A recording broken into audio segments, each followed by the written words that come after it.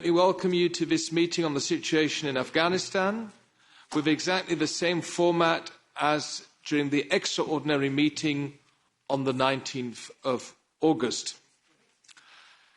Michael, may I ask you to continue your Tunisian consultations? So this is the same format as we had at our extraordinary meeting during the summer break on the 19th of August. As we have little time, and the objective for today is to get the latest information on the situation in the country and allow our colleagues to speak, I will limit my opening remarks to reminding colleagues that we had this extraordinary meeting in this format on the 19th of August with the High Representative, which took place just a few days following the dramatic takeover in Afghanistan. Also, on Monday evening, there was a meeting of the Conference of Presidents, where Petras and I also attended, where we in addition, discuss the situation with the High Representative.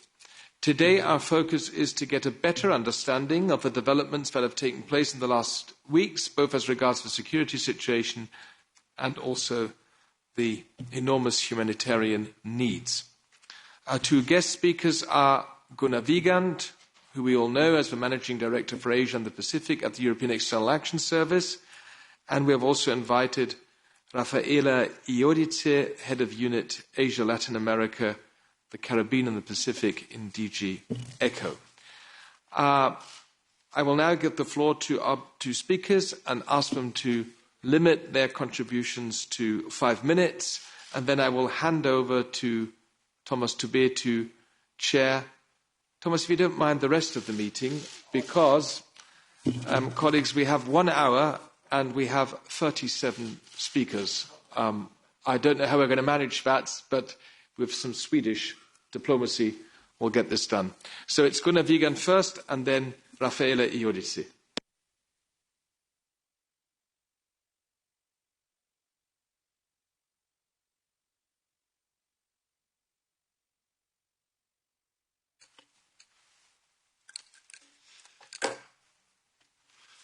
So thank you, Mr. Chair, for this opportunity, which refers to a dramatic, some people would call it tragic, but definitely to a massive development which should occupy us all when looking at the manifold political, security, humanitarian, development, economic, financial, strategic repercussions this crisis has. This development has linked to the troop withdrawal of NATO after 20 years of engagement. And of course, this was not only a US engagement, this was not only a NATO engagement, this was also an EU engagement over 2 decades. Our immediate top priority has been the safety and security of EU nationals, of diplomats, but also of the many Afghan local staff, which has worked with the EU in Kabul for many years, promoting EU interests, defending shared values and international universal values. I can proudly say that the EU has evacuated a total of 520 people. That means all of our local staff and families, as well as additional persons of concern and employees through contractors and citizens of other member states. But as you know, the evacuation effort has been suspended due to the international departure from the airport. We will now continue to look at other possibilities, as several of our member states are doing, through a land corridor, through land corridors perhaps. And work is going on between Turkey, Qatar and the Taliban to try to reopen the civilian part of the airport. In terms of priority groups, we definitely wish to undertake further evacuations, or one could say allow a fundamental right, which is the right to move and travel freely to all those Afghans at risk who still wish to leave. That includes former staff working for the EU police mission. That includes human rights defenders, civil society activists, women rights defenders, NGO staff. We will hold the Taliban accountable on their promise that this can happen. And you may have seen the international statement in this regard last Sunday, signed by 97 states and the High Representative, as well as the supportive United Nations Security Council resolution earlier this week. The humanitarian crisis will be dealt with by my colleague from ECHO. I want just to emphasize that the humanitarian situation has already been very bad in Afghanistan before all these events. It risks turning catastrophic soon. The situation has deteriorated in economic and financial terms. No access to financial means. The funds which the international community made available, which covered 77% of the budget of the Afghan government, civilian budget, a military budget, 100%, are now not available, and also the reserves of the central bank and IMF funding is not available. This will hit the population hard and will influence the Taliban's ability to run the country. We have to find ways to mitigate and avoid a major humanitarian disaster, or as Commissioner Johansson put it yesterday after the JHA Council, we need to address the humanitarian crisis in Afghanistan to avoid a migration crisis. This will be also one of the main topics discussed by the foreign ministers at the Gimlich meeting tomorrow. Concerning diplomatic presence, there is, of course, a great deal of uncertainty at this stage. Very few states have kept their embassies running: Russia, China, Qatar, Pakistan, and Turkey. Many questions remain unanswered, and indeed, whether the Taliban will be able to effectively govern the country. There is no doubt in our minds, there is no doubt among member states and in the G7 context that we need to engage with the Taliban, we need to communicate with the Taliban, we need to influence the Taliban, we need to make use of the leverages which we have, but we will not rush into recognizing this new formation, nor into establishing official relations. There needs to be a strict line of conditionality linked to the enforcement of the commitment by the Taliban to allow free passage to those Afghans who wish to leave, and non-retaliation against those affiliated to foreign powers or the former government. Secondly, to prevent Afghanistan from becoming a haven for terrorism and a base from which Al-Qaeda and ISIS can recruit, train, raise funds, plan or conduct attacks. Third, to provide unfettered humanitarian access and to let humanitarian workers, both male and female, work in Afghanistan. Fourth, to respect human rights and fundamental freedoms, especially for women and girls and minorities.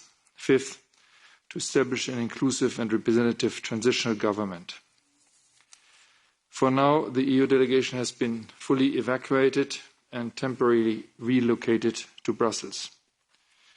We will cover Afghanistan events, cover Afghanistan contacts for the moment from here and in discussion with like-minded partners. We need to avoid that only less like-minded would be present in Afghanistan with contacts. At the short term, we will at a minimum need an EU presence in Kabul once the security situation allows this in some form to ensure that humanitarian activities can continue.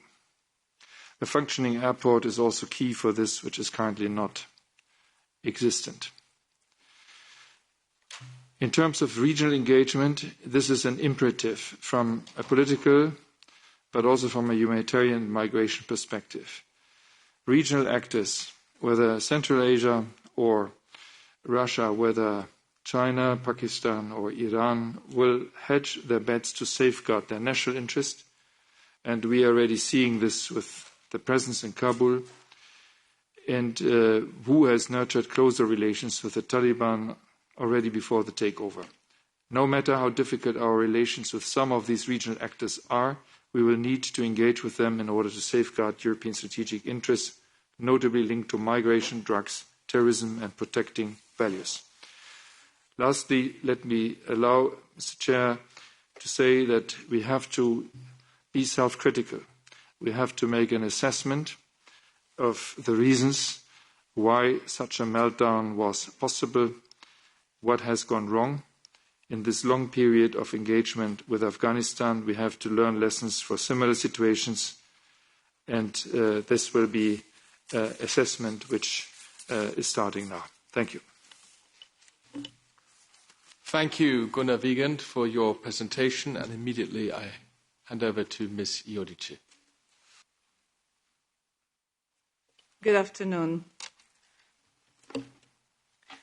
Thank you. I will just update you on the humanitarian situation, and I would say a first-hand report because I'm part of the EIS Commission team who just came back from Kabul last Saturday.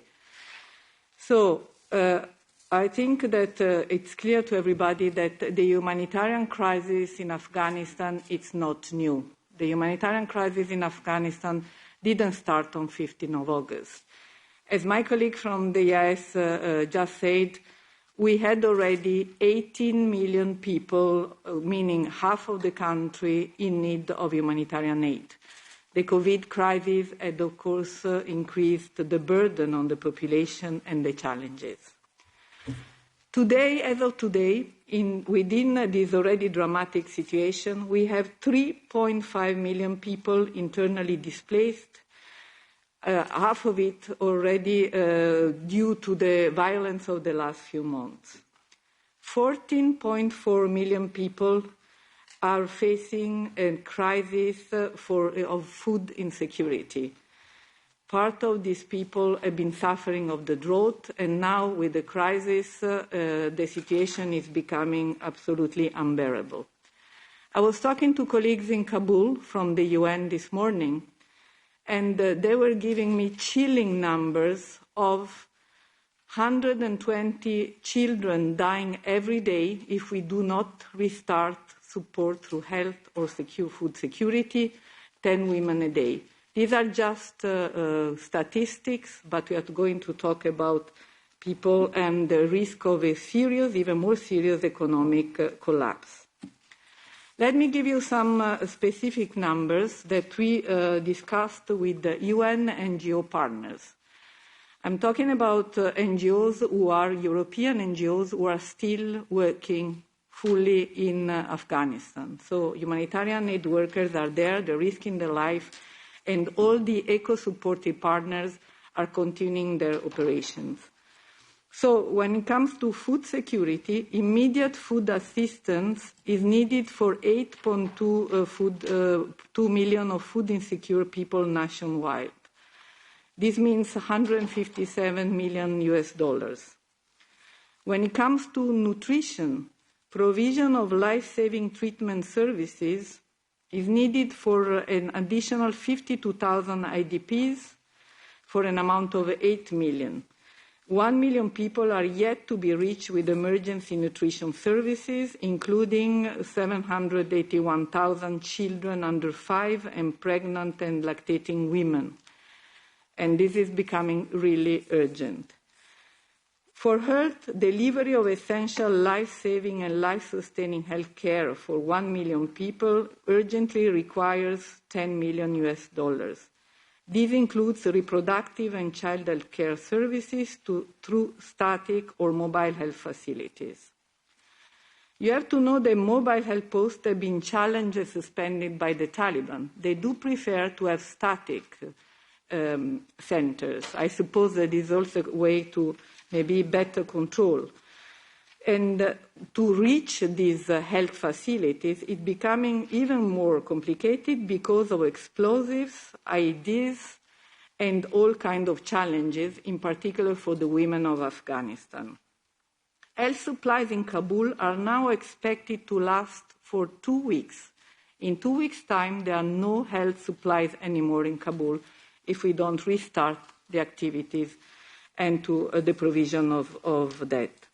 Just to give you an example, for instance, all public health services provided until now for static facilities were funded through a World Bank program, which was called Sehat Mandi, which is now frozen, and was also financed partially by us. Now, the WHO used the predictive model that I referred to on the immediate impact of this suspended program, which means 95% of the health facilities will be stopped. And as I was mentioning, this will bring 120 infants to death per day. When it comes to protection, priority individual protection assistance and one-time cash assistance is needed for 30,000 people, and monitoring is needed for 150,000 people. When we talk about protection, I would like to point out that this also covers Afghan women and girls, which are subject to systemic oppression in all aspects of life. Young unmarried women are particularly at risk. This group is clearly one of those that have to be really tackled by our protection programs. The LGBTQI community is also crying for help. People were contacting us personally, particularly when I was in Kabul, and without a protection mechanism, we are going to go for the worst. Multi-sectoral response to newly displaced people have been also put under danger for the moment. Water and sanitation and hygiene is urgently needed for 500,000 people. Education in emergency, last but not least, is needed to establish temporary learning spaces for 500,000 people nationwide, girls and boys, women and men that have to teach there. Let me talk about the continued humanitarian engagement. The Taliban have indicated that they wish humanitarian assistance to continue. Provision of humanitarian assistance will need to continue being provided, but within the principle of humanity, neutrality, and impartiality and independence. And they cannot be challenged through the Taliban regime.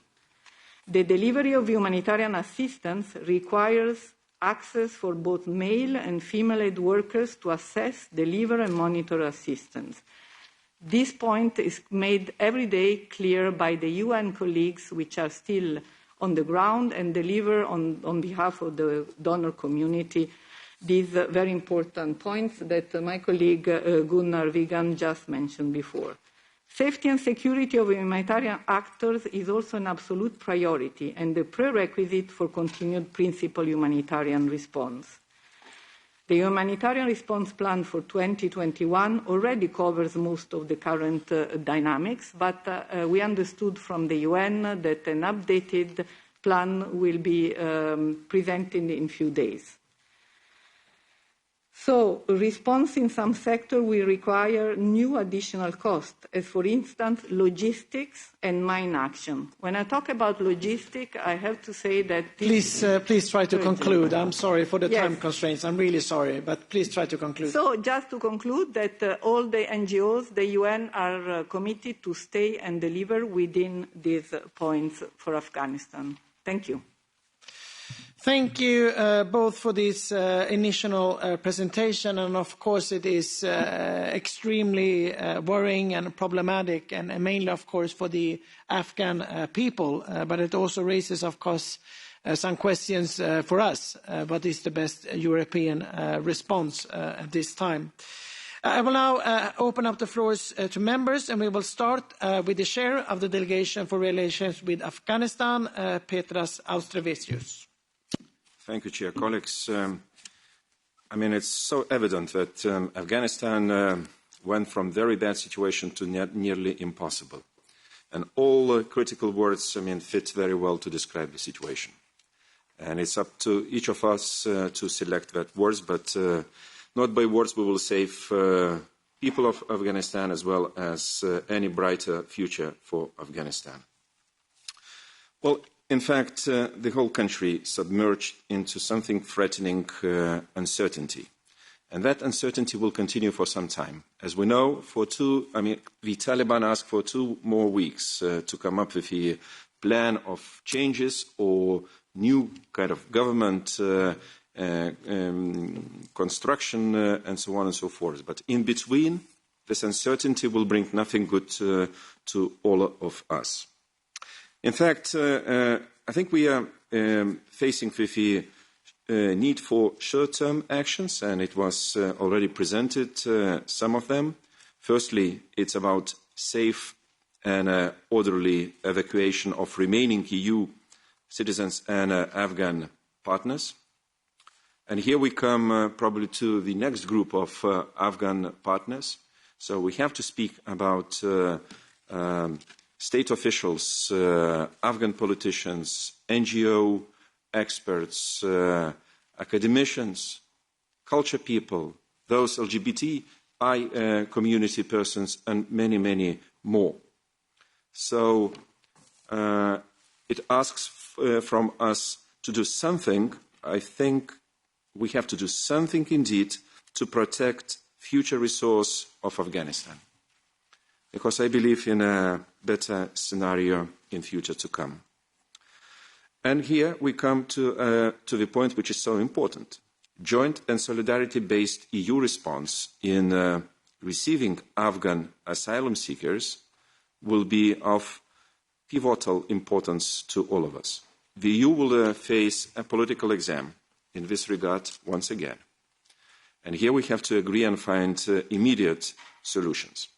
Another issue, of course, it was rightly mentioned, humanitarian assistance, which emerged as a primary task to all of us once again. And rightly mentioned, 11 million people in need, and probably even more to come in weeks and months. This is something what asks us to ensure sustained, flexible and direct funding to frontline NGOs to enable scaled-up programming to meet needs of Afghan people. In terms of medium-term and long-term actions, I think we have to do everything possible to preserve decades-long achievements in Afghanistan. And only this preservation will let Afghanis to be more optimistic about some changes which might come up to the country once again. Thank you, Chair. Thank you, and I will now pass the floor to the chairs of Dua and Sede, and we'll give the floor first to Mrs. Arena for 2 minutes. Merci beaucoup. Merci pour les 2 interventions qui ont été faites et merci aussi à M. Ostrevičius pour le résumé qui est fait sur les priorités que nous avons à mener. Je me concentrerai bien entendu sur la question des droits de l'homme dans laquelle nous avons déjà travaillé au niveau de la commission, la sous-commission droit, sur les différentes priorités qui sont importantes. Elles rejoignent celles qui ont été établies tout à l'heure. C'est la première, bien entendu, c'est la priorité des droits de l'homme des personnes qui restent en Afghanistan.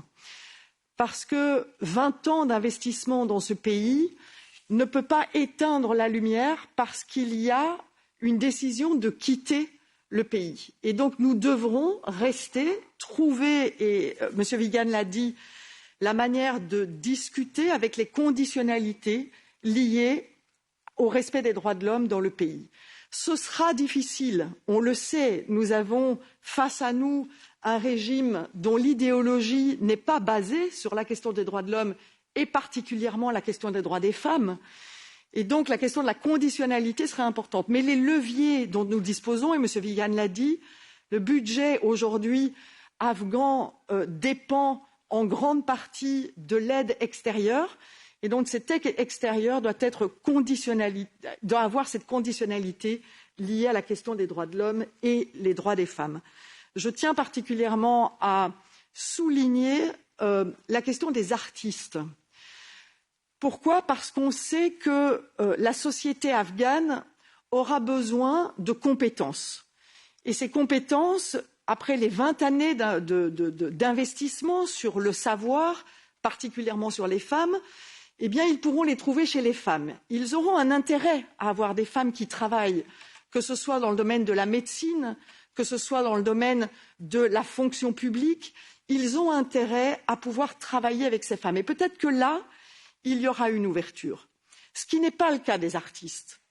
Aujourd'hui, l'idéologie des talibans est basée sur le fait que les artistes n'ont pas de nécessité dans cette idéologie. Et donc, il est important de pouvoir travailler sur cette protection particulière. La deuxième priorité concerne les personnes qui vont se trouver en dehors du pays, et particulièrement dans les pays voisins. L'Iran, le Pakistan et d'autres ne sont pas non plus des pays dans lesquels les standards des droits de l'homme sont les standards que nous avons en Europe. Et quand nous disons, et je suis particulièrement choquée de la décision et de la communication qui a été faite par le Conseil des ministres Affaires intérieures, qui dit qu'ils vont se baser sur les pays voisins pour gérer la question de la migration. Ce n'est pas la manière dont nous souhaitons, en tant qu'Européens, prôner les valeurs européennes. Ce n'est pas le standard du Pakistan qui va donner la garantie de protection aux femmes qui vont sortir d'Afghanistan. Et donc, quand il s'agit de donner le droit à la protection, ce n'est pas une question de devoir moral, c'est une question de respect de la loi internationale qui est la Convention internationale de Genève. Et donc, il est important, au niveau des droits de l'homme, de respecter cette convention en tant que défenseur des droits de l'homme au niveau européen. Merci. Thank you. Ms. Losso, say the chair. Merci, Monsieur le Président. Le chaos afghan est d'abord une tragédie pour le peuple afghan lui-même.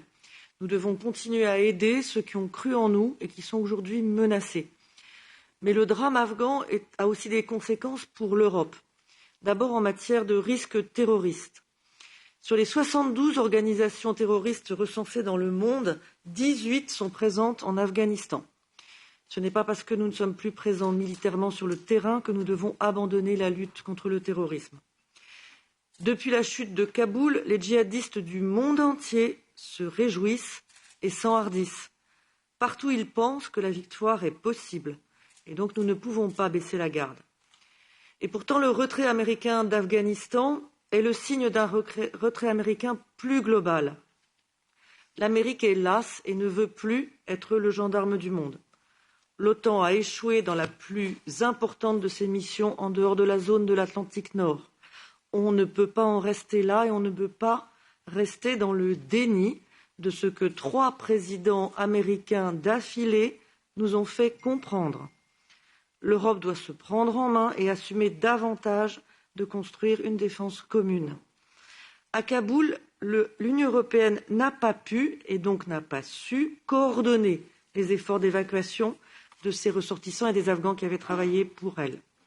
L'Union européenne n'a pas pu et donc n'a pas su mettre en place un vrai pont aérien européen. Tout a reposé sur le courage et sur l'immense dévouement de ceux qui étaient restés sur le terrain quand d'autres étaient partis dès les premières heures. Il y a eu des miracles qui font chaud au cœur, mais il y a eu aussi des abandons qui, eux, déchirent le cœur. On ne peut pas en rester là, on ne doit pas, comme je l'entends ici et là, en conclure qu'après tout, l'action militaire extérieure ne serait ni possible ni souhaitable. J'attends de l'Union européenne un exercice sincère et lucide de retour d'expérience pour servir notamment à nos missions et à nos opérations de PSDC et pour nourrir la boussole stratégique. J'attends surtout de la défense européenne une ambition renouvelée et non une lâche résignation à ne plus rien faire. Si nous ne nous préoccupons pas du monde extérieur, c'est lui qui s'occupera de nous.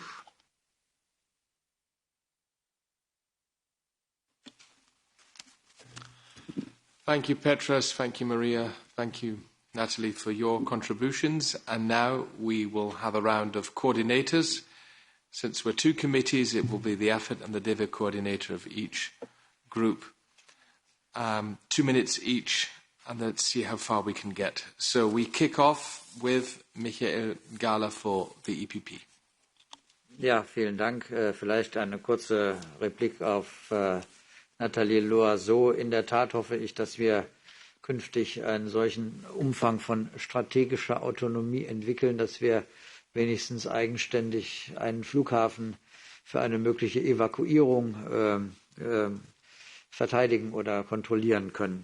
Ich denke, die kurzfristigen Dinge, die zu erledigen sind, gibt es einen breiten Konsens. Wir müssen praktisch mit den Taliban reden, ohne sie anzuerkennen, weil wir ja auch etwas erwarten, nämlich die Menschen, die noch ausreisen sollen, die für uns gearbeitet haben. Da ist es erforderlich, dass wir da den Dialog suchen. Und ansonsten, denke ich, wachsen die Bäume für die Taliban auch nicht in den Himmel.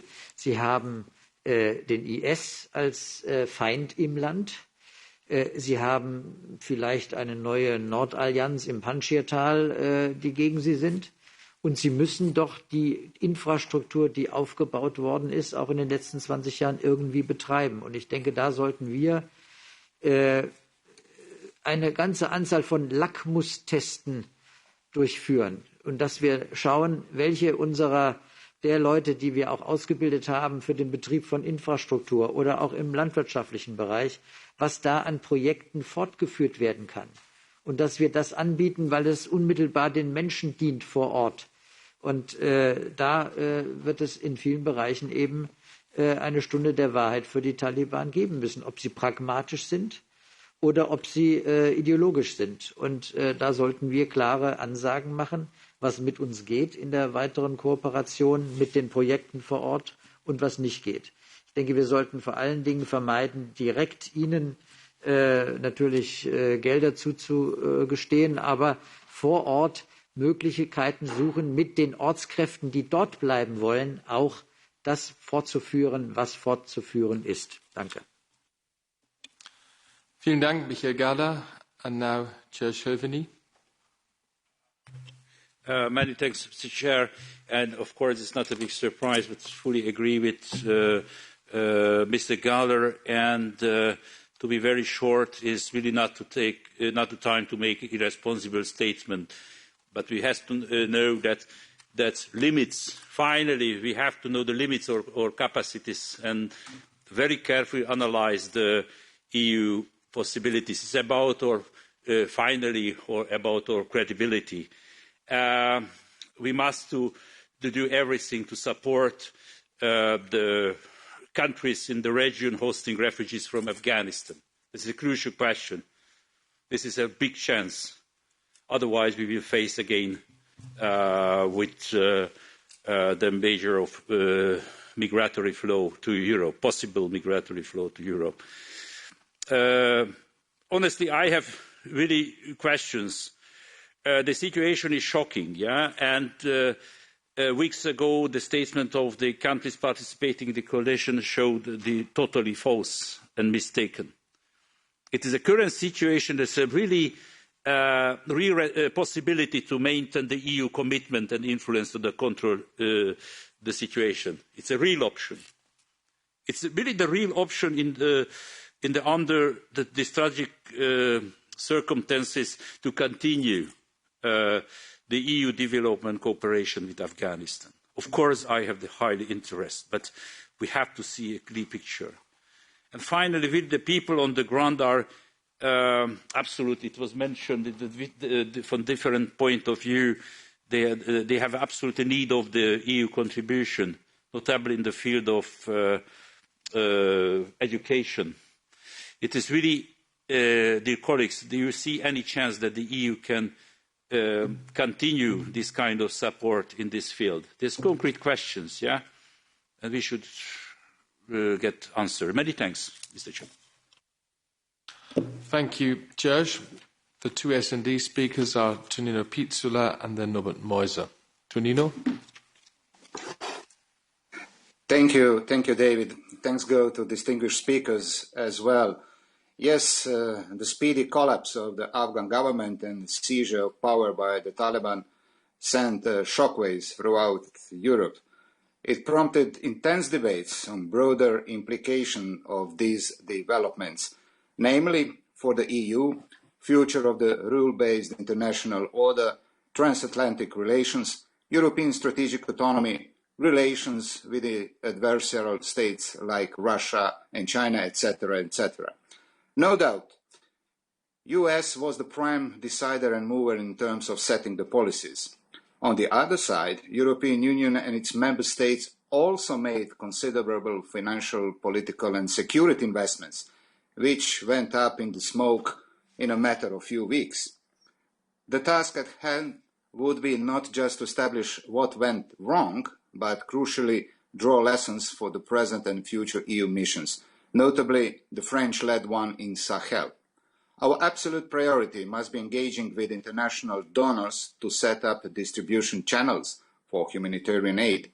We must also support the neighboring countries with the inevitable influx of refugees and coordinate our actions on the EU level on this matter too.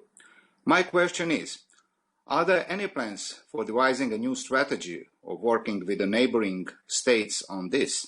Lastly, coming back what was said in the introduction, as strategic autonomy is prerequisite for strategic and autonomous decisions, are there any concrete actions planned to move this concept further to make it more substantive? Thank you. Thank you, Tonino. Norbert Meuser, bitte. Ja, vielen Dank. Was hat Priorität für uns? Die Aufnahme europäischer Mitbürgerinnen und Mitbürger, die noch in Afghanistan sind, die Aufnahme nationaler Kräfte, die in Afghanistan bleiben mussten, die Aufnahme von Verfolgten aktuell in Afghanistan, die Verteilung der Flüchtlinge in Europa, die kommen werden. Vielen Dank an unsere beiden Experten von DEFCO und dem Auswärtigen Dienst. Aber ich glaube, eins muss uns klar sein, nachdem wir die Zahlen und die Dimension der humanitären Krise eben erfahren durfte. Diese humanitäre Krise ist zu wenig im europäischen Bewusstsein. Und ich denke, dass wir dies unbedingt gemeinsam viel bewusster machen müssen, wie groß die Gefahr ist, wenn hier ein humanitäres Desaster stattfindet. Und das ist abzusehen. Und wir haben wenig Zeit, dem entgegenzuwirken. Ich glaube, die Auswirkungen werden katastrophal sein. Es wird ein Nährboden sein für Terrorismus, es wird ein Nährboden sein für IS, es wird der Grund sein, dass die Fluchtbewegungen zunehmen würden.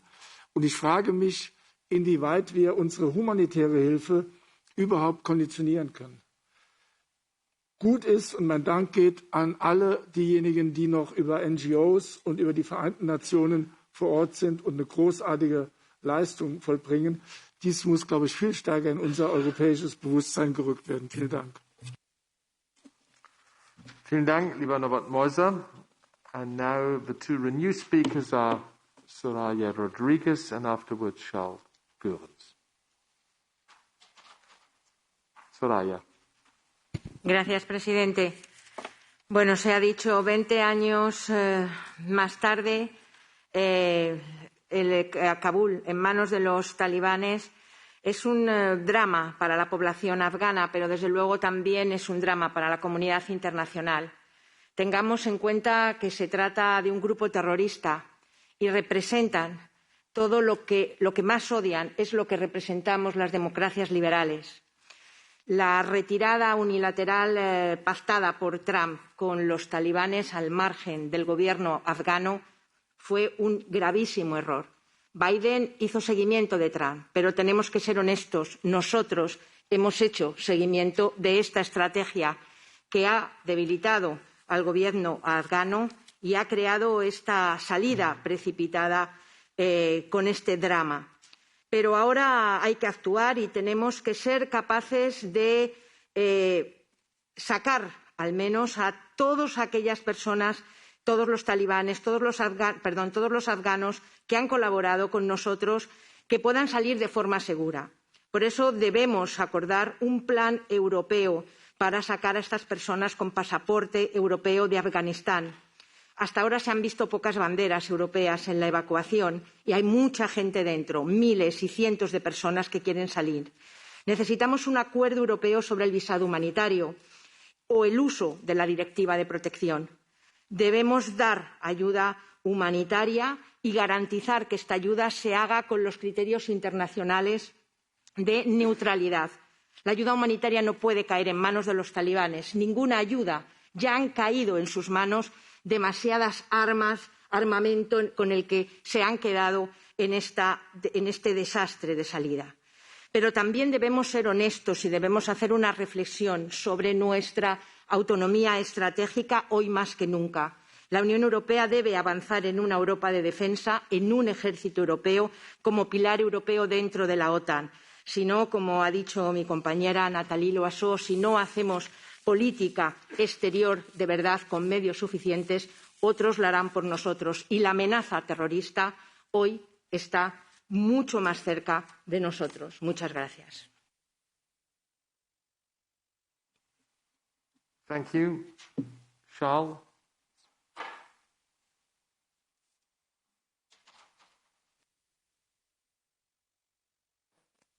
Oui, merci Président.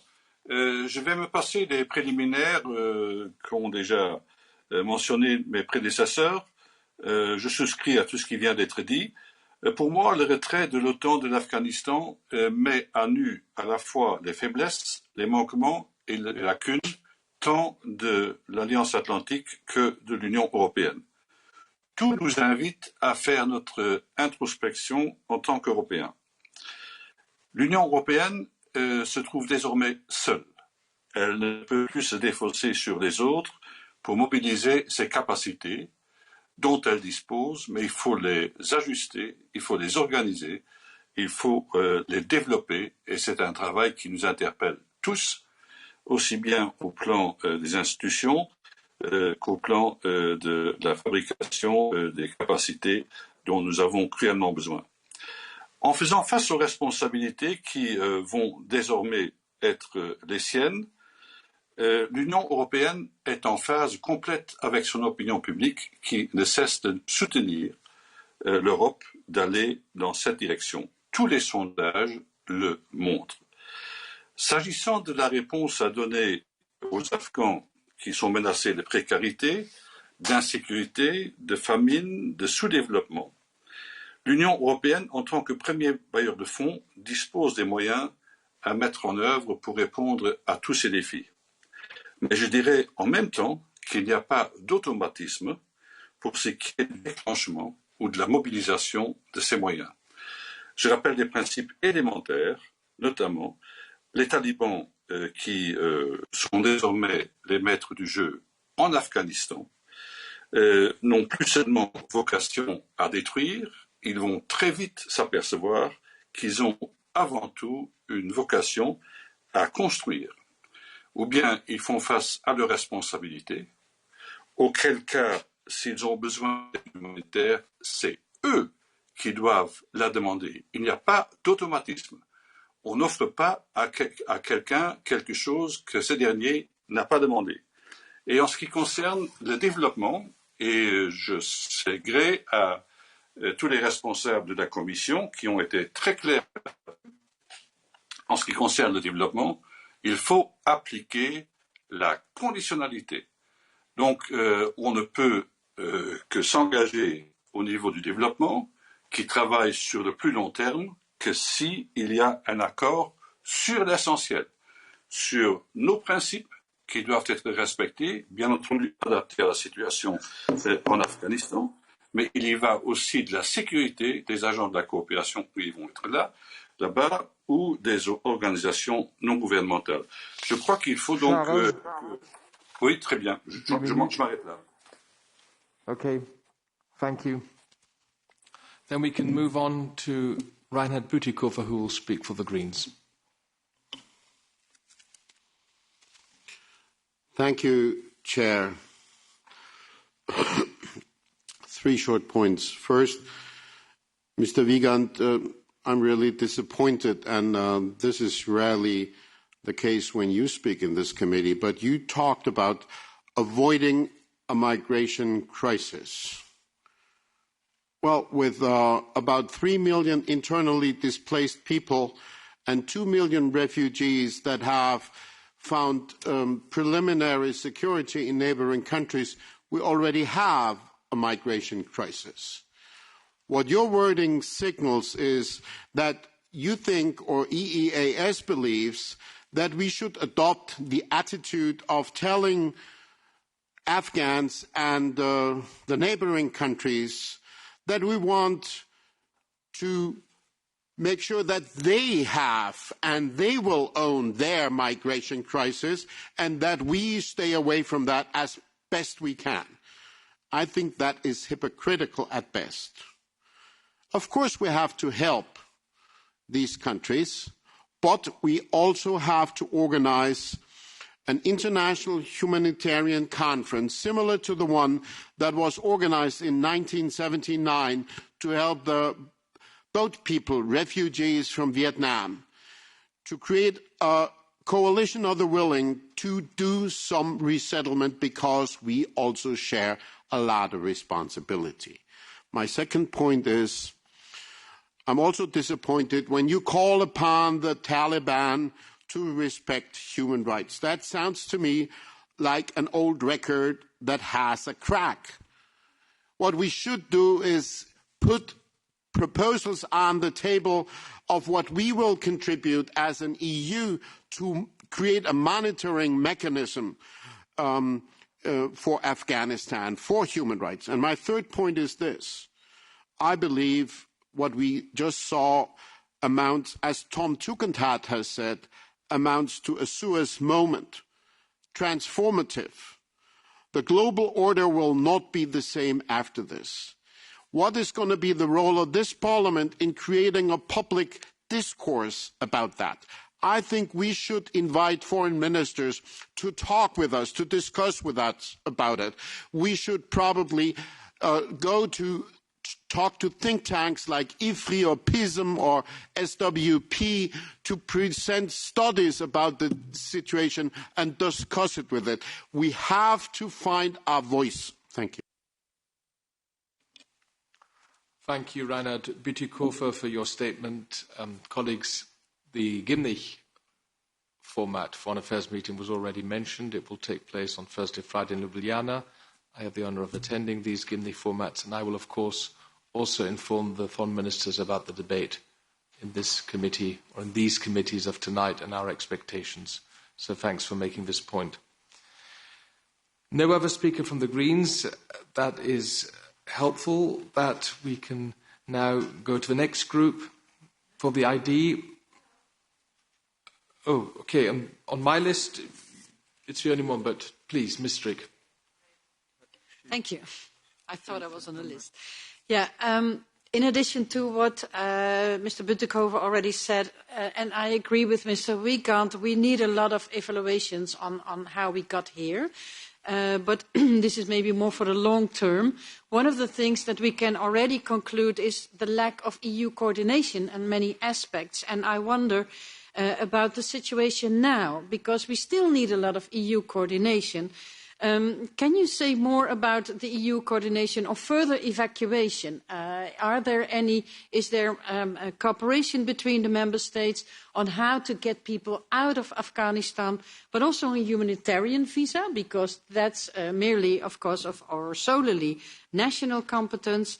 I still have the impression that the ad hoc national approach is still going on, so I would like to hear more from that. About funding, we need indeed an immense amount of funding for both the Afghan people in Afghanistan and the refugees in the region. How will we cope, also together with the international community? And also, what about the perspective of the Taliban giving us access for humanitarian aid to the people in need of that? I think this aid should be in the hands of international organisations or NGOs and not in the hands of the authorities, whoever they are for the moment. Then about dividing the responsibility for refugees. Reinhard already mentioned the resettlement. But Mr. Borrell, 2 weeks ago in this AFET committee, he proposed to trigger the Temporary Protection Directive. And I wonder, did he also propose this in the Commission? Does he still think that this is the best way forward? I agree with him, actually. But if you look at the Justice and Home Affairs Council declaration, it's silent on this issue. So I wonder what the position is of the High Representative for now. Thank you. For the ID Group, 2 speakers. First Maximilian Krah and then Bernhard Zimniok. Bitte. The situation in Afghanistan has developed in a way we have not foreseen and we have not intended. But this should not let us in a mood of despite. We have to deal with the facts as they are. The first fact is that the Taliban hold the power now in Afghanistan. Their rule is challenged by even worse terrorist groups. Right now, the Taliban are fighting against terror groups as TTP, Daesh, or Al-Qaeda. If the Taliban fail, there won't be any other central government in Afghanistan. That would mean that in the heart of Asia, we would face an area of brutal anarchy, which would become the base of all terrorist groups we can imagine, drug cartels, and as well a source of mass migration. And in my opinion, this is the real danger, and it is a much bigger danger than now the evacuation of our local aids, or as we heard in the statements, the situation of the LGBTQ people in Kabul. And what we have to do is we have to prevent such a dystopia. And I recommend to seek an alliance with all acting powers in the neighborhood. And that is firstly Pakistan, which is traditionally closely connected to Afghanistan. Pakistan has its internal problems, but it always was and is a reliable partner in the region. And we should use it, we should treat the Pakistani as partners, and we should come down from our high horse and lecture everyone. And concerning the Taliban, I would suggest to judge them by their actions now and not by our very bad experiences we made in the past. First, we should be self-critical enough to admit that we have misjudged. They obviously were appealing for many in Afghanistan because otherwise they hadn't taken over the country so quickly. The signs we have now from them give a very limited hope. They gave a general amnesty. We still have female moderators in TV, and at least they say they will accept it. And we have some other surprising statements.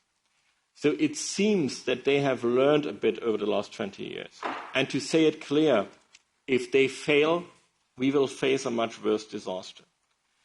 That said, I would recommend to be pragmatic, to prolong the EBA status, and to make one thing clear. The solution for Afghanistan can only be found in Afghanistan. If we allow millions of Afghani people to immigrate, we will not have Afghanistan, but we will become a second Afghanistan. This must not happen. Thank you very much. The next speaker for the idea is Bernhard Zimniok.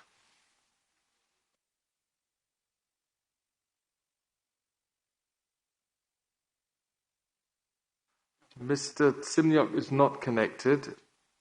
Then Witold Waszikowski for the ECR, our AFED Vice Chair. Please, Witold. Thank you, Chairman. We concentrate on the Afghanistan withdrawal lessons.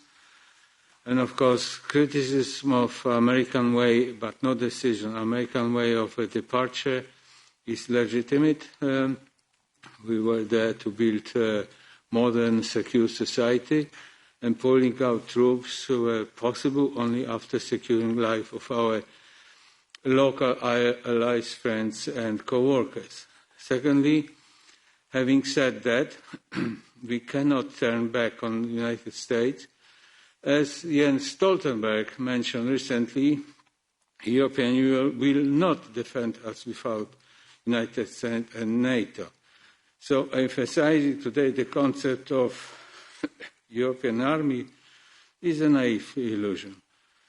US and NATO pull-out may lead to political vacuum or creation of spheres of interest or even partition of this country. We need to keep at least a political diplomatic pressure in the region and neighboring states. We have to think over the future of war with terrorism. The idea was to keep troops there, not terrorists here. And we have to think over migration policy. Importing millions of Afghans is not a solution. Let's try to keep them in the region, try to encourage them to return and to defend the rights they gained in the last 20 years. Thank you. Thank you, Witold. Beata Kemper.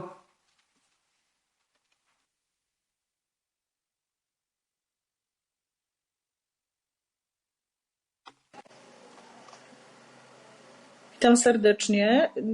Ponieważ mam problemy z połączeniem, pozwólcie Państwo, że podzielę się kilkoma uwagami. Otóż do tych informacji, o których powiedzieli nam eksperci, przede wszystkim musimy dodać jeszcze to, że w Afganistanie susza spowodowała olbrzymie straty w rolnictwie i według UNICEF w tym roku może umrzeć z głodu nawet około 1 miliona dzieci, a szacuje się, że pomocy humanitarnej w Afganistanie według danych ONZ potrzebuje połowa ludności, to jest 18,4 miliona ludzi. Ofensywa pogłębia kryzys humanitarny, ale przede wszystkim zaczyna brakować w tej chwili, taką mamy informację z wewnątrz, zaczyna brakować środków medycznych, sytuacja szpitali jest wręcz dramatyczna. Oprócz wspomnianego braku lekarstw, brakuje też środków higieny, a te dostarczane przez Światową Organizację Zdrowia wystarczy jedynie na tydzień. 500 ton antybiotyków i środków przeciwzapalnych utknęło w Dubaju.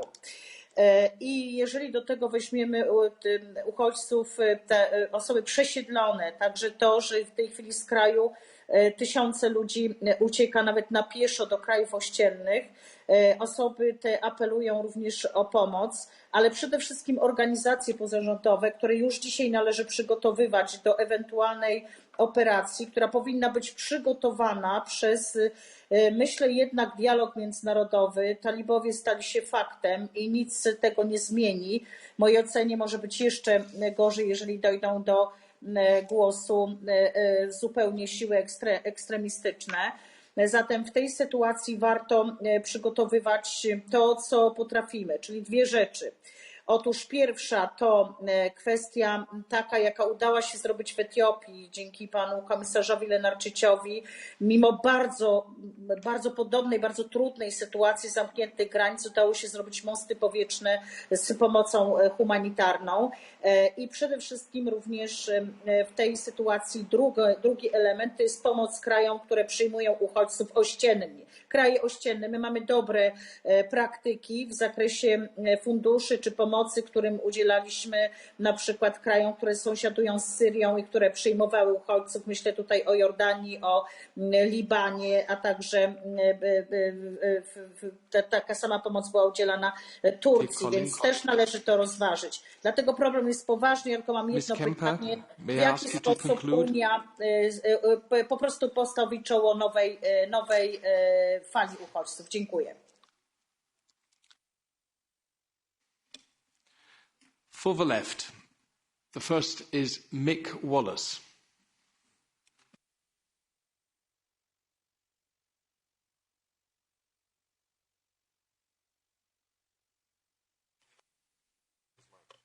Sorry. The European External Actions say that we should learn lessons. But do you think we can learn the lessons without telling the truth about the last 20 years? The last 20-year war in Afghanistan is a lie. The Americans lied to their people. The Americans spent over $2.2 trillion, and over $2 trillion of it went to private contractors. They used the war as a way of funneling US taxpayers' money to the private entities. What did the EU do with our money? Where did it go? How much did the EU spend in Afghanistan in the 20 years? Apart from enriching the families connected to the government, what else do we do with it? How much evidence have you got of the infrastructure you just kept talking about?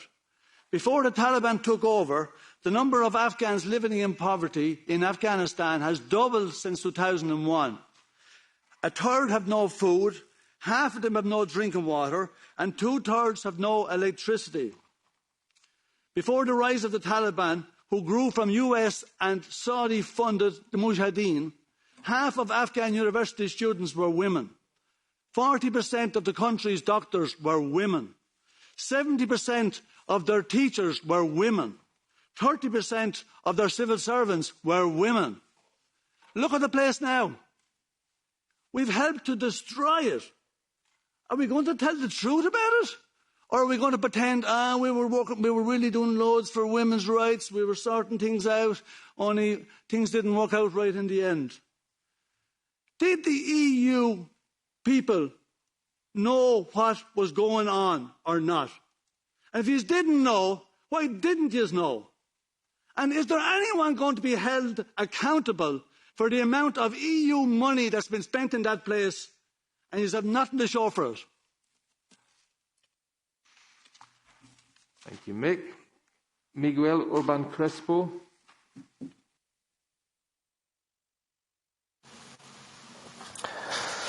Thank you, President. La verdad es que estamos viendo estos días, nos recuerda mucho a la gestión de la crisis migratoria del 2015. Como entonces escuchamos bonitas palabras mostrando preocupación por quienes huyen del terror. Bonitas palabras o hipócritas palabras que chocan con las medidas reales que Europa pretende adoptar. Ayer mismo los ministros de Interior de los 27 Estados miembros se reunieron aquí en Bruselas y decidieron seguir viviendo en 2015. ¿Y eso qué es? Levantar muros, alambradas, externalizando fronteras, militarizando las rutas migratorias y criminalizando a quienes rescatan. Europa quiere hacer con Afganistán lo que ya hace desde hace años, que es la externalización de fronteras con Marruecos o con Turquía, y esto significa pagar a otros para que violen los derechos humanos por ella y que eviten a quienes buscan refugio lleguen justamente a las fronteras europeas. Una respuesta que perfectamente podría haber propuesto el mismo Le Pen, Víctor Orbán o Matteo Salvini. Parece que la extrema derecha gobierna la política migratoria europea desde el extremo centro neoliberal, que ha comprado toda la agenda reaccionaria. Desde luego, la lepenización de los espíritus era esto.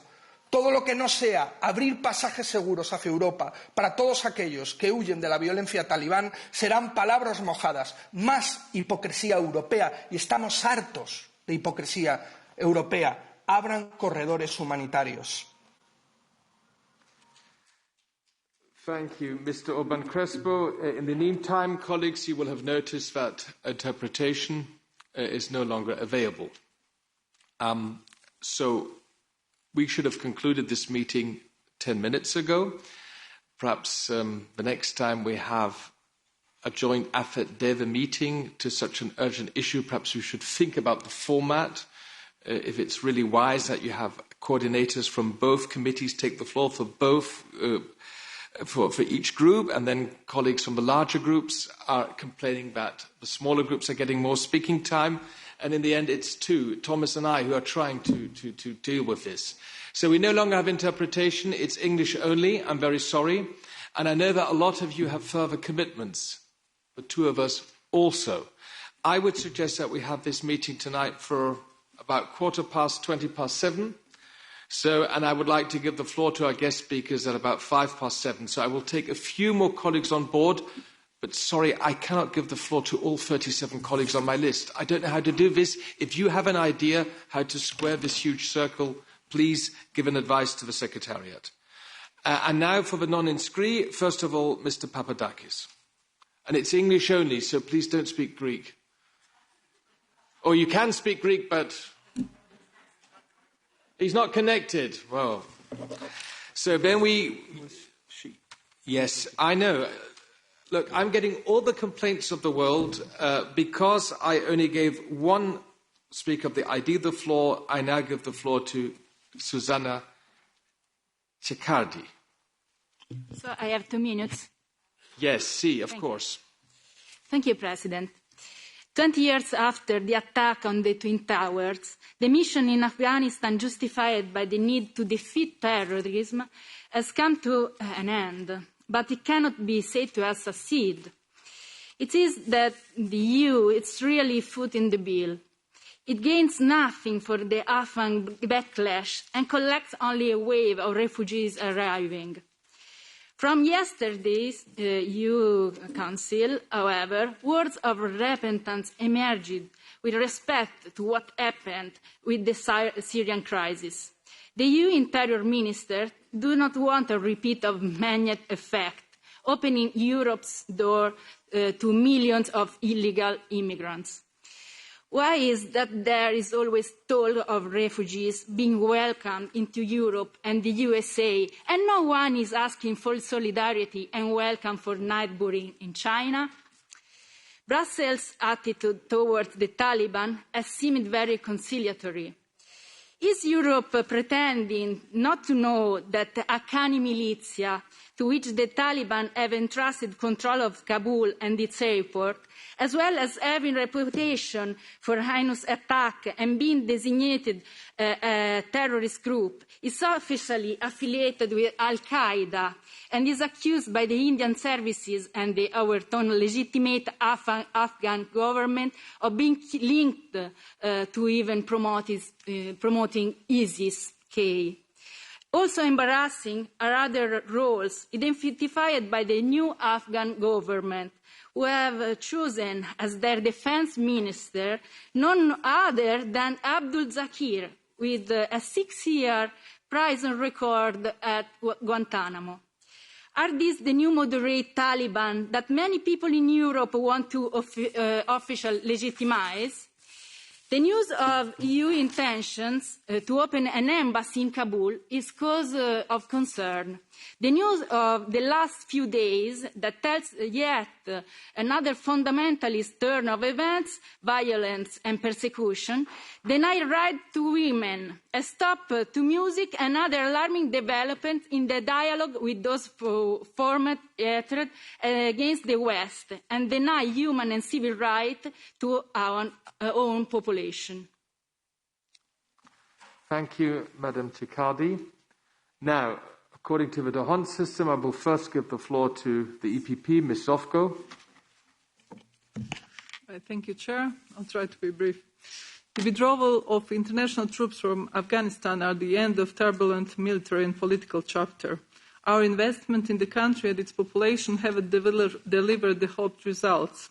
On the contrary, the chaos we have witnessed over the last weeks and the prospects of a new Afghan era under the new regime should raise caution.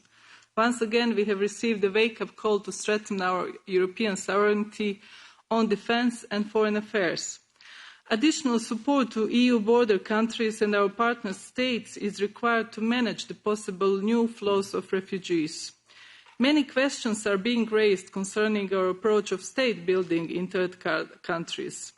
What went wrong? Has the concept become obsolete? Is it inadmissible to be surprised and caught unprepared to this level? It's time to rethink our engagement in third countries and to start lessons learned exercise. Crises have taught us that European coordinated approach offers the best outcome for the security of the European people, and I think at this moment that's the priority. Thank you, Jelena. Xavi Lopez. Xavi Lopez has gone. Jan-Christoph Oetjen has also, I think, left the room. Then Raza Juknevičiene.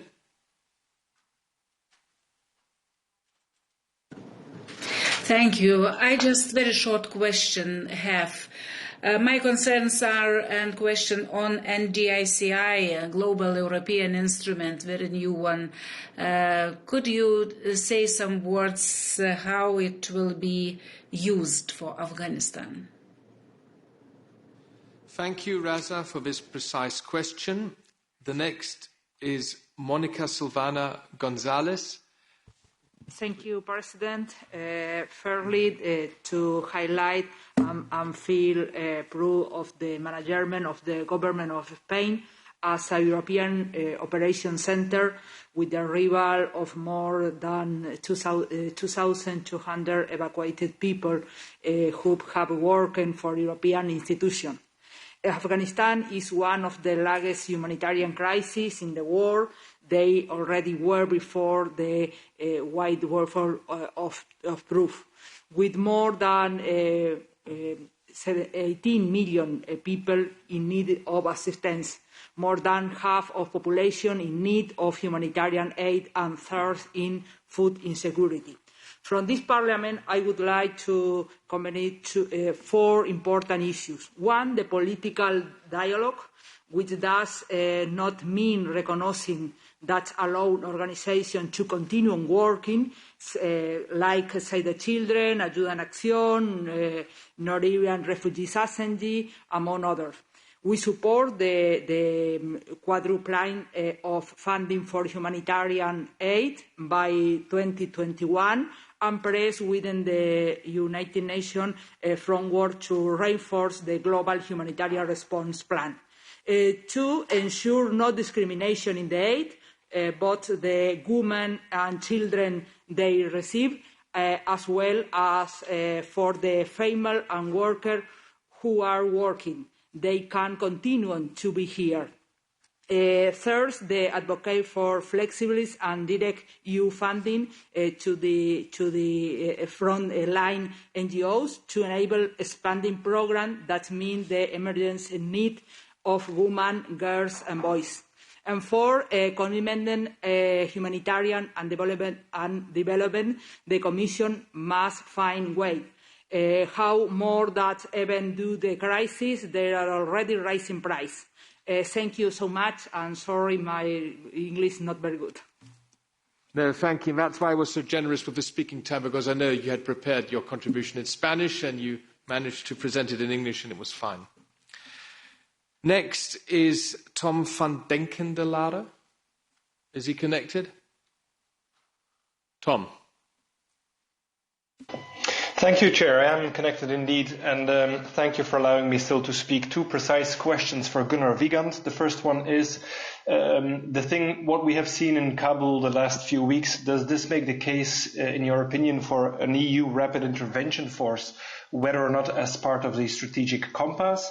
And the second question is if you could tell us 2 words about, in your view, the new geopolitical balance in the region and what role NATO can play in that balance. Thank you. Thank you, Tom. Barry Andrews from the Renew Group would be the next. Thank you, Chair. The statement from the Justice Ministers yesterday was thoroughly depressing. It is clear that Fortress Europe mentality has taken hold. Illegal migration is not a phrase found anywhere in the 2018 Global Compact on Migration, which refers rather to irregular population movement or irregular migration. Dehumanising those who flee a well-founded fear of persecution has real political costs, costs for those who might otherwise expect asylum and are entitled to it, and costs for those already here and the message that is sent out by it. I don't have time to make the second point, but briefly that I don't believe the lesson of the last 20 years is more militarisation of the EU. These are development objectives that have been achieved. They're normally delivered by development professionals, local, regional, national, and not by invasion. Thank you. Right. And I would say the final speaker, and then I have to give the floor back to our guest speakers, would be Sven Mikser. Is he connected? Was that a yes or a no? Yes. Yes, thank you, Chair. Just very brief question to Mr. Wiegand. I very much agree that our first priority at the moment should be averting a humanitarian catastrophe. And therefore my question is, do you believe that the delivery of humanitarian aid on the massive scale that appears to be necessary is even possible without an international security contingent of some sort on the ground? Thank you. Gunnar Wiegand and Ms. Iodice, you both now have 7 minutes if you can manage to at least cover some of the comments you have heard in the last 1 hour. We'll start once again with Gunnar.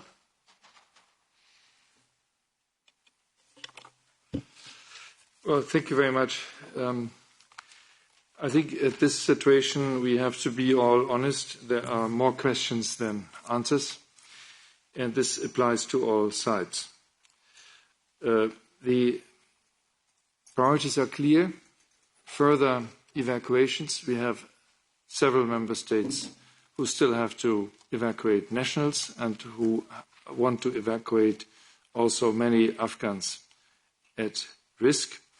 And that is something which has to be organized and requires a lot of organizational and political skills. And we need the support of the European Parliament that this can continue, whether it will be by land or by air. The question has been put forward whether there is a resettlement effort underway. Well, the EU will certainly increase resettlement efforts, and such an approach will need to include the need to provide safe and legal pathways to vulnerable people, women and girls in particular, while addressing risks of irregular migration. You will have heard that the Commissioner for Home Affairs has proposed to for the Commission to organize a resettlement forum in September. We have heard some of the third countries having already generous resettlement schemes in place. I would like to recall in particular here Canada with 20,000.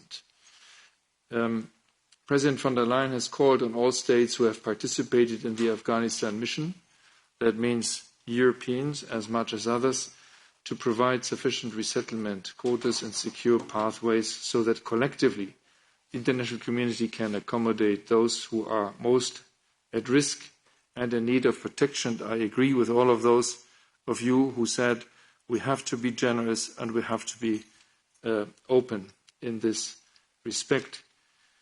The G7, after the recent summit on 24 August, are working on a so-called roadmap towards engagement with the Taliban, which includes also this dimension, and we will have, therefore, the need for a coordinated approach to safe and legal routes for resettlement inside the EU with all member states, but also with other international partners to make sense out of all of this. This is not, as some people have insinuated, to organize a brain drain from Afghanistan. This is to help those people who fear for their lives and who do not see that their rights will be respected under the current circumstances. Will there be financial support for resettlement?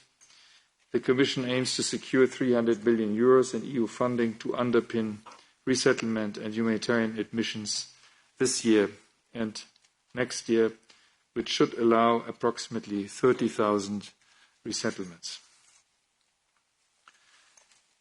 The question has been put forward, I think, by Mrs. Herzberger and Madame Loiseau, whether there was enough EU coordination. Est-ce qu'il y avait un pont aérien européen? Non, il n'y avait pas un pont aérien européen. There were many European airplanes, however, military airplanes. And in such extreme emergency situation, this was national competence to take care of your own nationals and of people who have worked with you, and many, of course, who have worked with our nations as members of NATO. However, we have held regular EU coordination meetings in Kabul, at Kabul airport. My colleague was part of these efforts, Raffaella Giudice, and this was surplus operational coordination. Frankly, and as you have seen also with the, massive but not necessarily long-term planned efforts of the US, everybody had to act fast, improvise, but we did organize local EU coordination. Could this be done better? Yes, if people would have foreseen that the situation would evolve as fast as it did evolve. I'm very sorry when I lead to a disappointment of Bütikofer. Unfortunately, he has left the room. But I was quoting the Commissioner for Home Affairs. Avoiding immigration crisis is best done by addressing the humanitarian crisis. This I would like to be clear about it. We have to work on resettlement, we have to work on evacuations, but the top priority is to address the massive humanitarian needs, as my colleague from ECHO has underlined. And this doesn't mean that we would in any way deny either suffering of people in Afghanistan or suffering of people in the region. When we take care of this, it means not that the main motivation is to avoid a migration crisis in Europe. It is to make sure that people who want to stay in Afghanistan have the basic needs covered for their stay in Afghanistan. The other question is other questions which have been raised on human rights. They are all the right questions, and yes, a monitoring mechanism to have would be the right thing to do. We will hold account the Taliban to their announcements with regard to human rights and judge them by their actions. We have now much less colleagues in the field, but as also Rafaela Juric pointed out, there are still many NGOs and there are a number of international organizations present with staff in Afghanistan. The work will have to continue, and if there are systematic human rights violations, this will make our work impossible, at least when it comes to development assistance, but will also endanger humanitarian assistance if then this becomes systematic. We currently do not provide development assistance because we do not see the conditionality fulfilled. And more details about the amount of assistance which has been provided and which is potentially available will be given by my colleague. There have been several questions put forward with regard to security and defense dimension. I would like to draw your attention to a guest essay which High Representative Vice President Borrell published today in the New York Times. Afghanistan was a wake-up call. Europe needs to step up. And he makes there a strong plea to draw lessons and to work not only on the European strategic compass, but also to provide means so that Europe can undertake rapid and robust action. This, I think, gives you some hints about his thinking, and both the discussions at the Defense informal ministerial meeting today and tomorrow, as well as at the Gimlich meeting, we'll see how far this will be shared by all member states.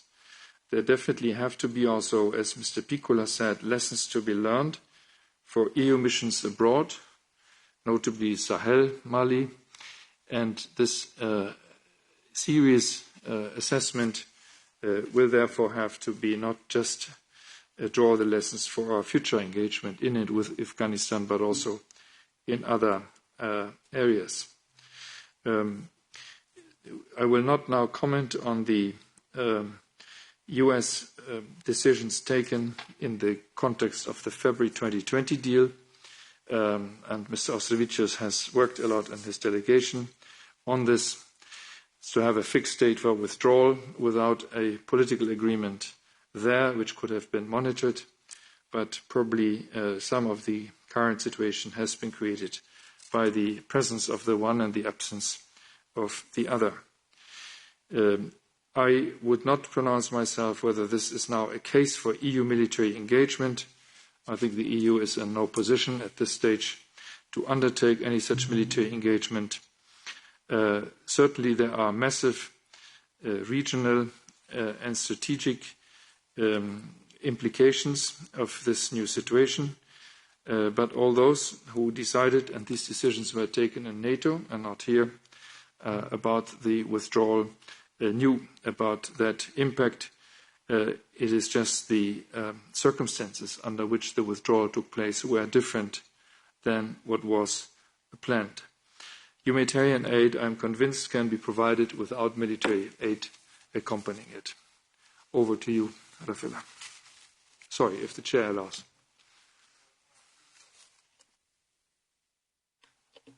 Okay, I will be even brief, but I would like to point out when it comes to the coordination that the Union Civil Protection Mechanism has offered support to member states for the evacuation. 6 member states, Germany, France, Finland, Denmark, Sweden and Belgium, have organized military flights.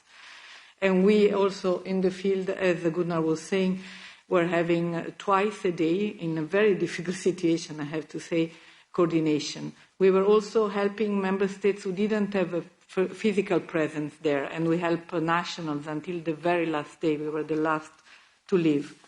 When it comes to development assistance, I'm speaking for my colleagues in DG INPA. The current crisis, of course, means that we need to review the entire portfolio of development assistance.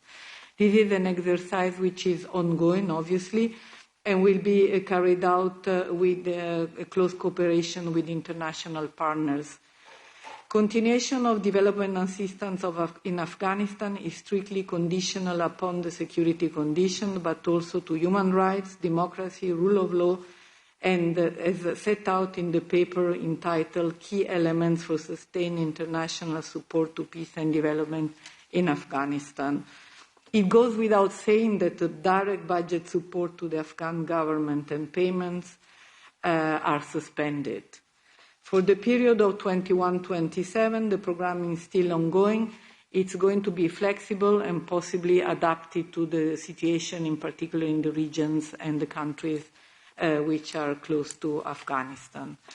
Briefly, I think Gunnar already covered when it comes to delivering humanitarian aid, as I mentioned before, all ECHO partners and UN agencies are in the field. UNICEF, ICRC, WFP, Emergency, ACTED, Intersos, and many others, and they are still working. They do not need a military presence there. They have some, of course, key enablers that have to be in place, but so far they're still able to work. I think the other points were already covered by Gunnar. Thank you. Thank you, colleagues. Before Thomas Tobe will close today's meeting, I just want to make one remark because, Ms. Jodice, you mentioned that also there were European military airlift operations, and just like the Americans, the Canadians, the Japanese and the Australians, our brave soldiers from member states did a great job in the last few days, and we have very brave men and women who organised this, and we can be very proud of them, and we should be very thankful for what they did in these last 2 weeks. Thomas.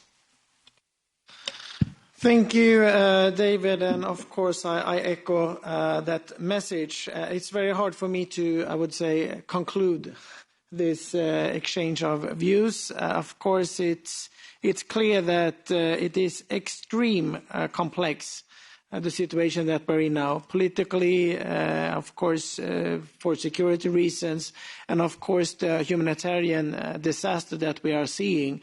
And as many of you have mentioned, it will get worse. And of course, there are lessons to learn. That is clear. We have been there for 2 decades. We have been present, of course, with the civil society, but we have been present also with all our agencies. We have been present with a lot of money as well. And of course, there are lessons to be learned. But it is clear that even if we need to learn these lessons, I think the overriding goal for us must be to ensure protection and assistance to the Afghan people. We cannot forget that. There are lessons to be learned and we have to evolve things. But this must be our overwhelming goal. I also think, of course, and many of you have mentioned it in different ways, we're talking about conditionality, and that might sometimes be a political sensitive word in this House. But I think when it comes to what we are discussing now, which is basic human rights, of course, it is clear that our continuing efforts in Afghanistan must be linked to also to the respect of human rights. And that must be clear in all contexts with the Taliban and, of course, other actors in Afghanistan. With that, I would like to thank you all for your engagement and all your questions, and of course a big thank you to our guests today for answering all these questions, and we will continue to monitoring the extremely hard situation that we face in Afghanistan. Thank you.